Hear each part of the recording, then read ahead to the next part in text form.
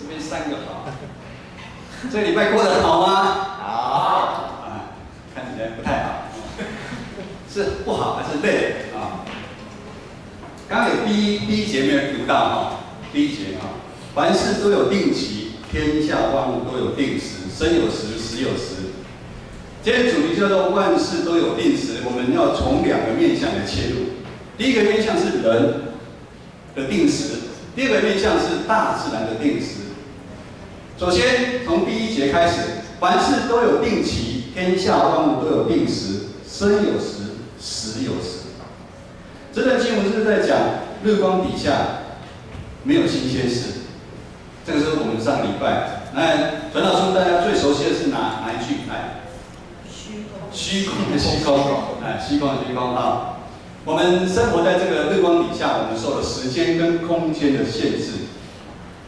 我们人没办法决定我们什么时候来到这个世界上，也没办法决定我们什么时候要离开这个世界，是不是？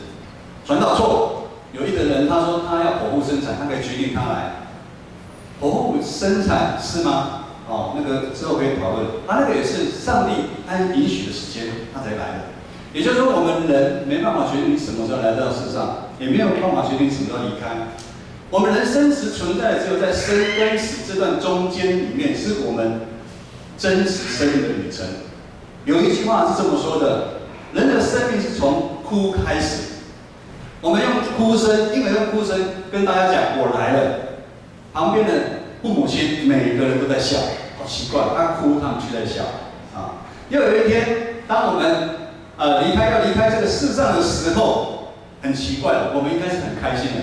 可能我们非常的重担，我们离开了，可是旁边的一些人却在哭。这是上帝给人的限制。当上帝的时间一到，每个人都一样。我们2手空空来到这个世上，也要2手空空离开这个世上，一样东西都带不走。不管你死前你甘愿或者是不甘愿，所以也有人说，每一个人的出生不一定是公平，但是呢，死亡对每一个人是公平的。传道书1章4节这么说：哭有时，笑有时，哀痛有时，跳舞有时。这短短的几句在描述我们人的一生。我们会有遇到好的时候，你可能很好的时候走路有风，但也会有不顺利的时候，跌入谷底，伤心流眼泪的时候。没有人的一生是风平浪静，每天都出太阳。人在这样的一生里面，其实是很精彩无比的。想象如果你的一生都是哭，没有笑，那是怎么样？好，我们来做一个实验。假如我们一生都是笑，好吗？大家觉得不错，笑得很好。来，开始笑10分钟，笑开始，不能停哦。没有人要笑，配合一下，来开始笑。好，你们笑得很大。那哭呢？好，对，我们的一生就是在哭笑不得，在经过，都在交叉。有时候我们哭，有时候我们笑，这是很交叉在一起的。有一首诗这么说：不经一番寒彻，焉得梅花扑鼻香。大家都知道它的意思，这是上帝珍贵的礼物。当我们一个生命跟动物一样，如果受试炼的时候，就会长成不一样。梅花如果没有很冷去给它受试炼的话，长不出来。我们人其实是这样，人需要受试炼，人经过试炼才会懂得谦卑，才会看见上帝的爱。可是人呢，一般都是看好，没有人要不好，没有人想跌倒，每人都要走路，就是在爬。人往高处跑，高处走，水往低处流。这世上很多的事情让我们看不透，也常常听到人家这么讲：为什么这个事情会发生在我身上？或者是说，为什么这个那么好的人，他突然就会离开这个世上？甚至连我们基督徒也会有同样的想法：为什么我信主之后，我的生活没有变好？我的考试怎么没有变好？奇怪，我明明祷告了，为什么我的考试还没变好？你不去读嘛？你以为祷告就可以了？没有变好。甚至我在工作上面，在职场上面，我会不顺利的时候，很多的为什么都告诉我们，有时候我们把上帝当成有应功，而不是当作上帝在看。以下是传道的一个小小见证哈。我想上帝在拣选我当基督徒的时候，不是在我事业非常成功的时候，而是在我事业失败的时候。虽然我刚开始信主的心态也是从一个神换到一个神来拜，但上帝一样爱我们。上帝怎么爱？上帝爱到就是在我信主大概几年之后，我在马山道剩下唯一的房子还没卖掉这在一般人来看，你这个信主真的很没见证，才信主没几年，你应该是要去转运的，怎么反而把房子卖掉？但是如今回头来看，凡事都有上帝的时间，也因为房子卖掉了，我们才有旅费跟了新店行道一些弟兄姐妹去韩国的祷告山，开启了我们信仰的眼界。也因为这样子卖掉我们租房子，我们又多了一个挚爱。那在9个月的时候，他也跟我们去一样去耶路撒冷。那当初耶路撒冷去的时候有国院的爷爷阿嬷，还有宝玉姐。我们是来到建城才知道说，曾经那么多年前，我们竟然一起去同一个团去以色列，我们竟然不知道。第二，当我一无所有的时候，我就会不再靠自己的力量，我学会把自己的双手把它张开，放手让上帝来带。当我在抓紧的时候，但是我不是在靠自己的。当我在抓紧的那一刹，我是抓住上帝的手。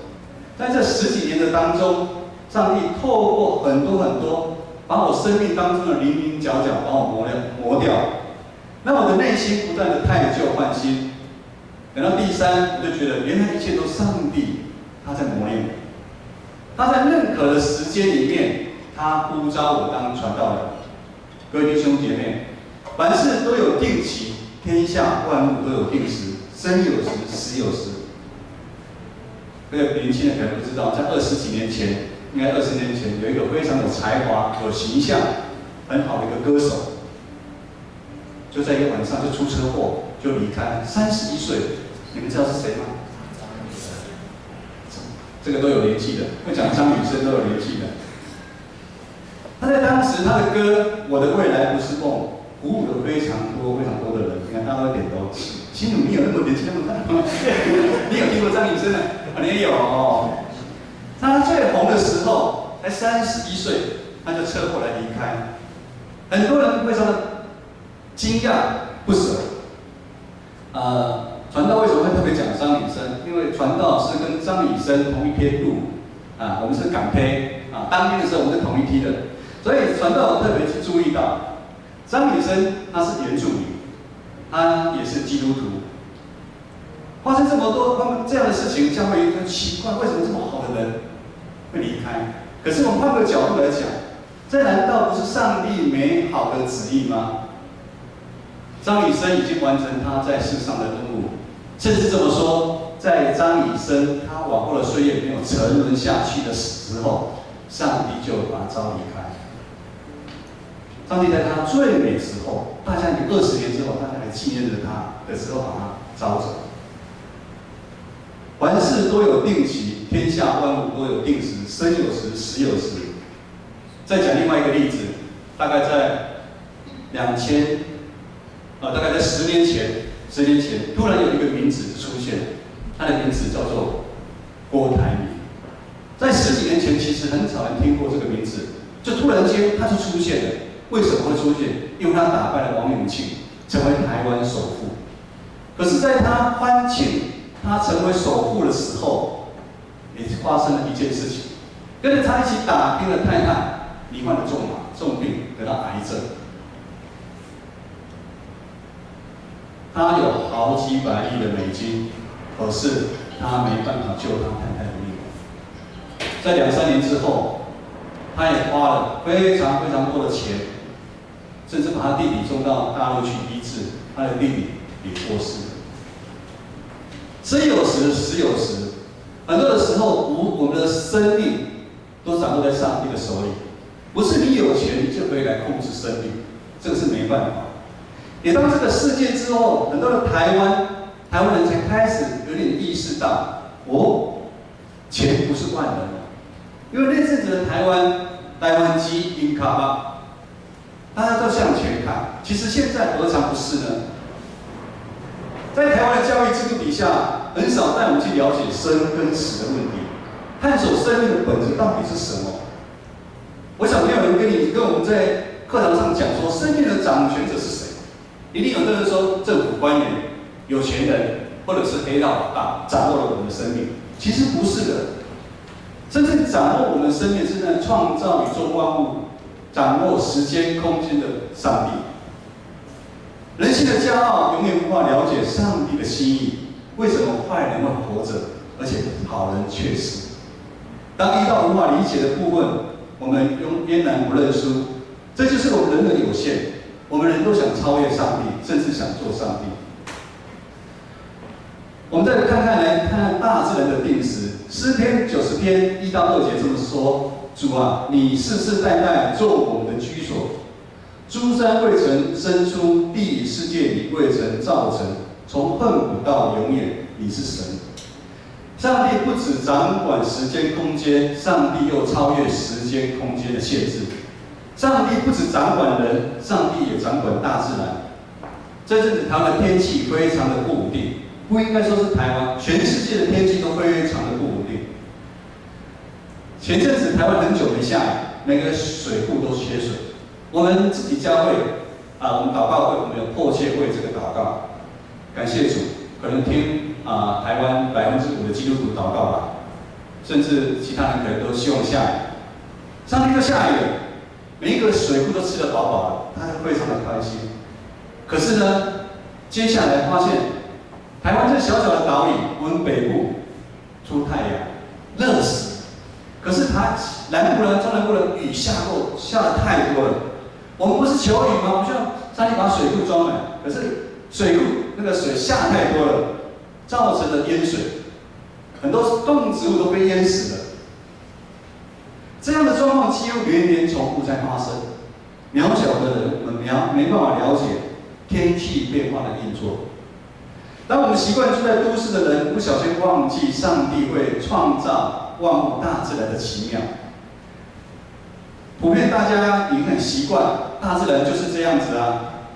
一部分是大家没有兴趣，大部分是大家不愿意放多一点心思在上面。你也花多一点心思在哪里？我的手机没了手机、3C，甚至人都没兴趣了，何况是大自然？不了解大自然为什么会有春夏秋冬？我昨天在上基要真理班的时候有个阿嬷分享。他孙子回来的时候，他从小他都会用鸡腿给他吃，那个他都很喜欢吃。可是他这个阿嬷他用鸡腿给他吃，他是把鸡腿里面的骨头拿掉，然后给他吃。有一天这孩子长大了，有一天他爸买一个鸡腿，我要吃鸡腿饭，他给他吃，他就跟他爸讲，我不是要这个鸡腿，我的鸡腿饭里面是没有骨头的。弟兄姐妹。这是发生在现在的事情，不是讲假的甚至很多人芭乐，喜欢吃芭乐的请举手。大家都不喜欢。你们都配合一下，不那么严肃，想传道书很严肃的。芭乐，好，是芭乐。早期仲庆我们这年代，你跟我同年代吗？我们这年代吃芭乐，没有人再把籽拿掉的啦。秋霞有把籽拿掉的没有？因为以前的芭乐是软的软的现在芭乐呢，没有人在吃籽嘛，对不对？可能你从小吃的芭乐没有籽，你会以为芭乐没有籽，真的真的会这样。大自然有春夏秋冬，这四季当中很多的花花草草在开花结果，你有注意到吗？四季的中间，每一样的动物，它都定时他们在做他们该做的事情。太阳也是早上升起，晚上下山。晚上的时候呢，月亮就出来。在晚上里面有很多的动植物，它们出来活动。万事都有定期，天下万物都有定时，生有时，死有时，但人却把它当作是奇怪。现在科技、医疗、网络的进步，让人觉得没有什么是做不到的，人定胜天。常常忘记了人是受到时间跟空间的限制，人无法知道你什么时候要下雨、出太阳，甚至我们没办法阻止台风的到来。听说台风要来，有人有办法阻止吗？没有，我们只能够看到美国、日本、韩国，我们在预测它的路线而已。我们可以有哪一个人可以阻止地震的到来吗？没有。这阵子台北有一个现象，就是瞬间的风非常的强。我们牧师馆晒衣服在顶楼，在晒衣服的时候，这阵子风真的很大，衣服很难晒。但是晒好的时候都会被吹掉。有时候你在晒的时候，你真怕会不会有东西吹过来？风就是这么大。请问，人可以在缺水的时候，我们用钱买到雨水吗？我们可以用钱买到不希望那个大风过来吗？没有，人没有办法。答案就是没办法。其实我们人比想象中的还软弱，你也比你想象中的其实没有那么厉害。传道书3章11节这么说，我们一起读好不好？来，3章11节有周报的，来我们看一下。好，来，请。神造万物，各按其时成为美好，又将永生安置在世人的心里。然而，神从始至终的作为，人不能参透。人没有办法了解上帝创造万物都有他的计划、他的时间。但是这当中，上帝其实特别疼爱的就是我们人。上帝疼爱人的心意表现在哪里？上帝将超越时间与空间的礼物。其实我们人可以超越时间跟空间，就是永生。上帝把我们永生放在我们每个人心里面，但是我们人总是不去追求日光之上的上帝，而追求什么？日光之下，那个眼睛看不饱，耳朵听不满足的万物，以至于我们过着虚空的生命。如果我们一直看世上的事物，有一天我们一定会后悔。只有愿意敬畏上帝的人，才有办法了解生命的意义，才可以找到生命新的出路。否则，纵然你在这个世上过着如何精彩的一生，和永恒比起来，的确都是虚空的虚空，是毫无意义的。我们要常心存敬畏上帝的人，才可以看见上帝的心意。我们要常存敬畏上帝的心，我们才可以看见上帝的心意。怎么说呢？上帝希望所有的人类可以享受他所创造的万物。我们不是只是一群在教会礼拜堂里面做礼拜的基督徒，上帝也不是被我们关在礼拜堂的上帝。如果我们的上帝是被我们关在只有礼拜天来才是上帝的话，那我们的上帝跟某某庙、某某宫里面的神明其实是一样的。当我们常常观看上帝的创造，那是一只草、一个露水、一只小蚂蚁、一个你们最不喜欢的小蟑螂，或者是什么小老鼠。上帝都参与在我们每一个人的生命里面。我们的上帝不是高高在上又很远的一个上帝，在我们日常的生活当中，当我们在行走，当我们在上班，当我们在上学，当我们坐着的时候，甚至我们躺的时候，我们睡的时候，上帝都与我们同在。上帝是24小时的上帝。传道书3章13节说，并且人人吃喝，在他一切的劳碌中享福，这也是上帝的恩赐。上帝也是兼顾我们肉体的需要，希望我们享受这世上的吃跟喝。甚至现在的科技、医疗、网络发达，3C 产品都是上帝给我们人智慧来创造的，来发明，让我们可以欢喜来过日子。就像上帝给了张雨生有那么美妙的一个声音，让那个时代的人，甚至现代人都还怀念他，欢欢喜喜。我们这个早期的，我们都属于阿吉阿北这个，我们这种怀念邓丽君的歌声，有没有？哎，你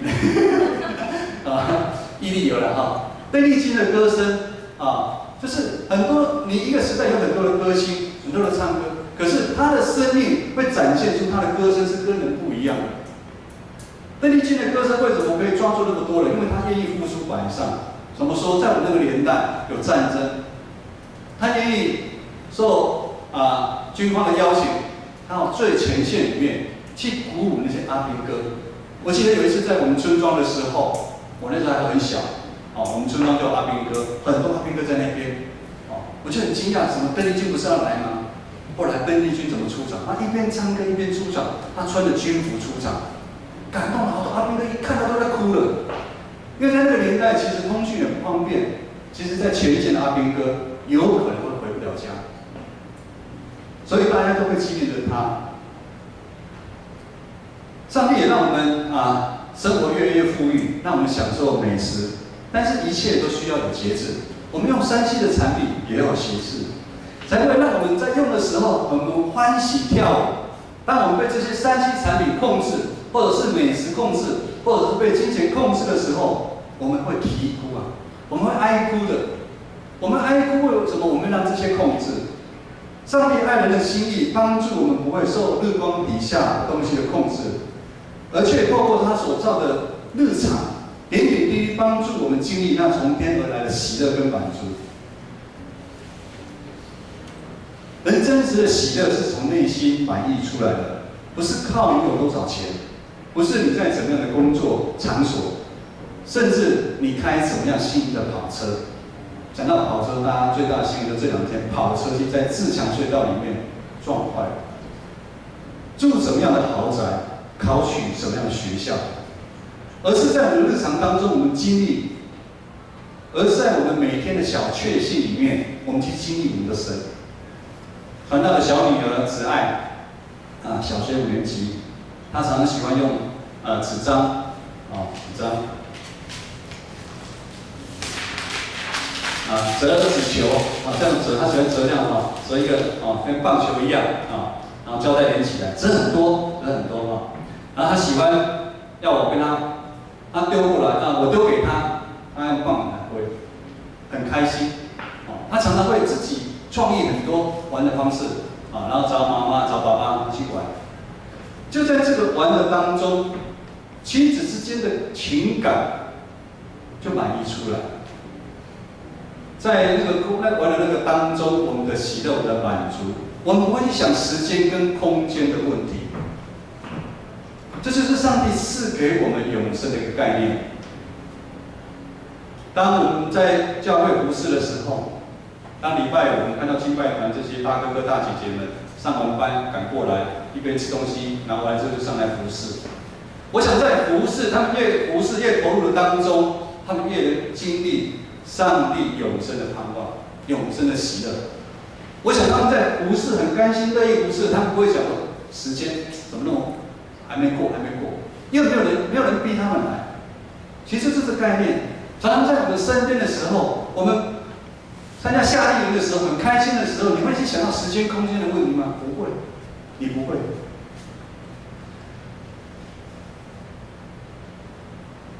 很多的幸福，很多的喜乐是没有办法用金钱去买到，就在我们常常随手可得的地方，上帝给我们的礼物。就在上礼拜嘛，我看青少系在玩遮眼睛走路的游戏嘛，还记得吗？请问一下，有人在想时间的问题吗？想说考试考几分当然没有我看到你们在里面，都看到你们玩得非常开心。为什么在那个当中那个情境，你们就经历了永生的喜乐跟盼望？永生的盼望不是死去才有的权利，上帝早已安置在我们每一个人的心里面。天堂其实离我们每一个人都很近。当我们随时敬畏那位创造宇宙万物的上帝的时候，他就愿意帮助我们的眼睛从我们羡慕这世上的点点滴滴，转向日光之上的那位上帝。当我们这样做的时候，我们就会常常经历那永生盼望的平安跟喜乐。第二，当我们常敬畏上帝的人，他的生命将得到逆转胜。传道书3章3到4节这么说：杀戮有时，医治有时，拆毁有时，建造有时，哭有时，笑有时，哀痛有时，跳舞有时。我们的生命如同一体两面，有时候正，有时候反，没有任何一面永远会存在。今年上个月6月24号是我们建成教会社教60周年。在建成从小到大的人可能会感受到，建成教会一开始不是你们看到的这样子。刚开始是很多信仰的前辈，在60几年前借赤峰街那边的一个协进的幼稚园开始聚会。当人数越来越多的时候，他们就找地方租房子。当租房子之后，人就越来越多，他们就开始在想，这样好吗？可是，在这个挣扎的当中，其实一定会有很多人的问题，甚至是财务上面的问题。可是就在这个当中，上帝把那个永生的盼望放在这些信仰的前辈他们心里面，让他们继续盼望下去。当上帝的时间一到，教会决定不再租房子，而将原先这边本来是日式菊园百货的仓库，他们把它买下来。接下来每一次的转换、拆毁、重建都非常的重要。有拆毁才会有重建。你如果没有生病，你需不需要医生？不需要。教会呢，有拆毁，有重建。因为每一次重复这样的动作，其实是很累人的。人的惯性是安逸的。每一次教会在重建、在修缮的时候，有一些人就会跑掉。现在很多教会都是这样，不只是在长老教，很多外教派也是一样。因为他跟弟兄姐妹讲，上帝的赐福之大，他要弟兄姐妹要求弟兄姐妹多少的奉献？1/10，不是，2/10，3/10，4/4，5%，你们可以去看，他们在那个要建造教会是很不容易的。我们从来这边买了这个仓库之后，过不了多久，我们也做完，我们就把仓库拆掉，我们盖了后天2楼的礼拜堂，然后又过了不晓得多久，我们又把2楼拆掉，我们又重新建造3楼的礼拜堂。最后差不多在20年前，我们教会做出更大的一个决定。我们的决定是很不简单，对当初那时候来讲，我们决定把3楼礼拜堂拆掉，不晓得那时候跑多少人，拆掉，然后要重新盖目前的一个礼拜堂。本来教会是要盖5楼的礼拜堂，后来上帝阻止，就盖成6楼的。因为这样的一个礼拜堂，让大家可以有舒适的空间来做礼拜。有拆掉才需要建造，生病的人才需要医生。约翰福音10章10节这么说：盗贼来无非要偷窃、杀害、毁坏。我来是要叫羊得生命，并且得的更丰盛。我们都是一群需要耶稣蒙恩的罪人。好的牧者为着羊放弃生命，因为耶稣的贫穷牺牲，让我们变成富有。我们人的生命就像房子的建造一样，房子住久了会怎么样？会旧，会有裂痕，甚至会有漏水。我们不要讲我们家的房子好了，我们建成教会，我不晓得我们之前的漏水有多久的时间，但是我看到我们很多人努力过，我们有去补，东补补西补补，可是我知道东补西补，时间一久了，一样又会再坏掉。我们生命也是一样，那时候该怎么办呢？我们就要拆掉重建。最近我们有弟兄姐妹，他们家有漏水，你不可能一直这样修这边修那边，我们可能就是有时候真的狠下心来，把这个里面建筑物拆掉，然后重建。我们生命也是一样，有时候我们需要整个拆掉重建。把你生命中，你不要一直觉得好像抓的感觉舍不得丢掉的东西，你就要把它丢掉，你要把它拆掉，才有办法重建，重建才会出现一个新的一个生命。耶稣在十字架上的牺牲，他的生命的愿意担我们的重担。耶稣在十字架流宝血，他愿意阻挡我们，帮助我们阻挡什么？世俗的诱惑，阻挡让你礼拜天不用来做礼拜，阻挡你的眼目一直在看着世上的一个需要。就是在这个时间，上帝的救赎的时间已经到。各位弟兄姐妹，现在麻烦我们将我们的手放在我们的心头上面。难道不知道还有什么是阻挡你认识耶稣，他是你生命的救主？传道也不知道还有什么阻挡你爱世界的心赢过爱上帝的心。传道也不知道还有什么是阻挡我们和主分开那个绊脚石。如果有的话，传道要奉主的名宣告：愿神医治、建造、欢喜、和好，盼望的灵临到我们每个弟兄姐妹，愿意存敬畏他的心的人的身上。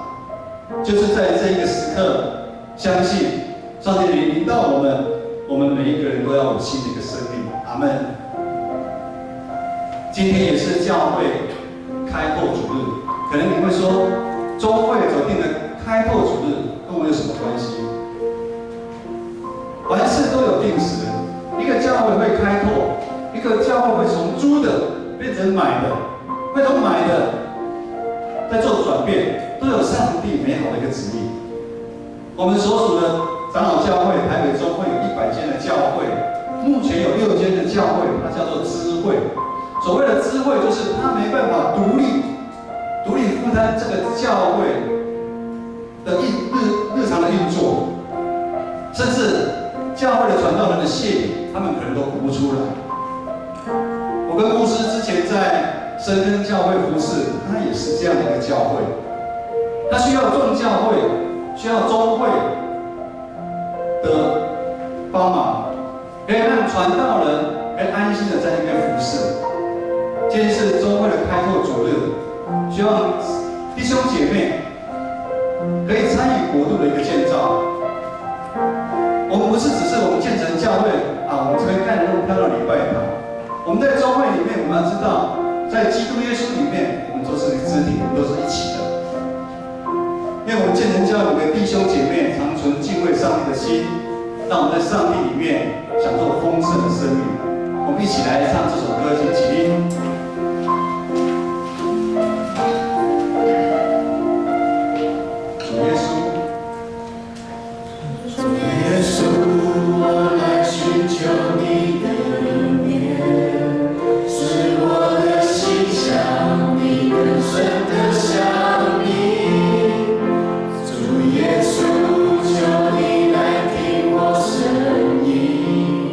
亲自安慰我心更深。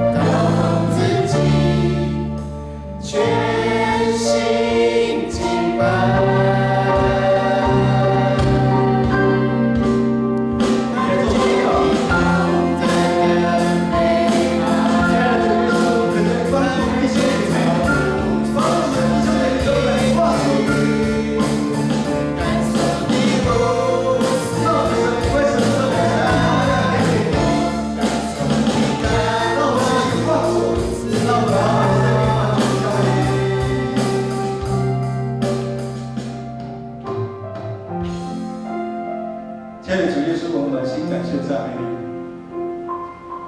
就在这个时刻，你再一次召集弟兄姐妹来到你的圣殿。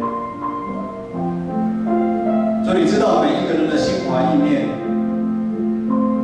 因为你是创造宇宙万物的主，我们的所作所为，我们的所想的都不能逃过你的眼睛。愿主你的怜悯，愿主你的安慰。